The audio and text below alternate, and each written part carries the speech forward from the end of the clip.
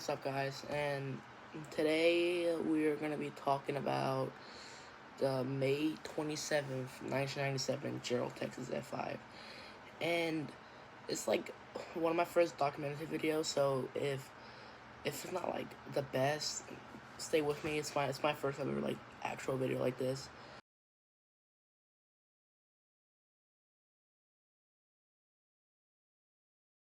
The first segment, Jarrell, Texas is small town in Texas, and at this point in 1997 there was only 400 people who lived in this town, so basically everybody got to know each other. And there's one middle school, one elementary school, high school. On the 26th of May, the National Weather Service would issue a moderate risk over the Jarrell, Texas area. But with the moderate risk, the National Weather Service expected hardly no extreme severe weather like tornadoes, and especially not tornadoes like Jarrell, Texas. The main concern was high wind storms, hail, and flooding in the Texas area where Jarrell was. Although the atmospheric stuff, as you can say, in the area did prone to a tornado setup, the Cape was extremely high, 6,000 joules per kilogram. Everything, if that makes sense, was in place for a tornado to form. The actual setup for a tornado is, of course, you need the warm, moist air, cold air, a thunderstorm, supercell, all of those type of stuff. Basically, the Jarrell, Texas tornado shouldn't have formed. None of the weather ingredients weren't setting up the place for a tornado to form, if that makes sense. On the morning of the 27th, NWS would issue a tornado watch over the Jarrell, Texas area due to a cold front setting up was a warm front and a gravity wave, which are needed for any type of storms to form, and especially with the 6,000 joules per kilogram. Any storm that would form would turn tornadic and produce a tornado. And at this time, many news reporters from Austin would make their way up towards the Waco area. Storm initiation will begin at 12 p.m., and a supercell would head towards the town of Moody, Texas, before dropping the first tornado.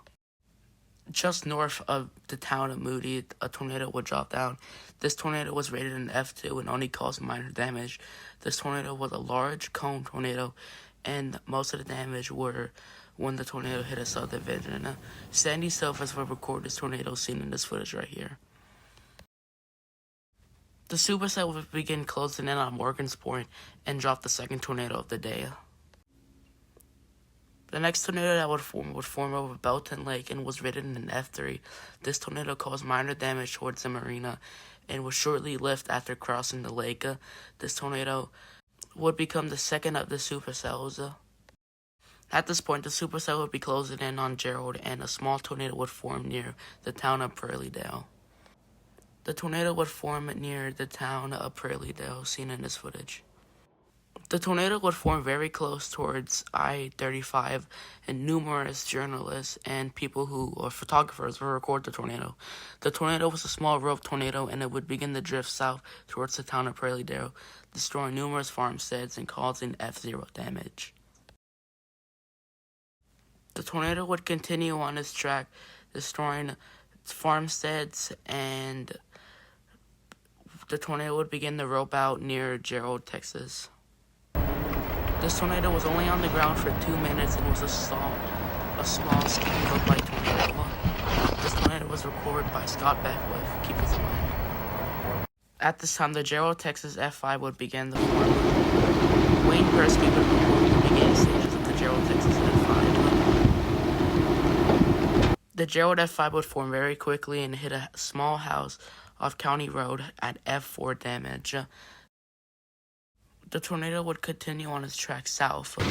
At the same time, radios could report shapeshift into a large stovepipe-like shape before hitting a farmstead, causing F5 damage.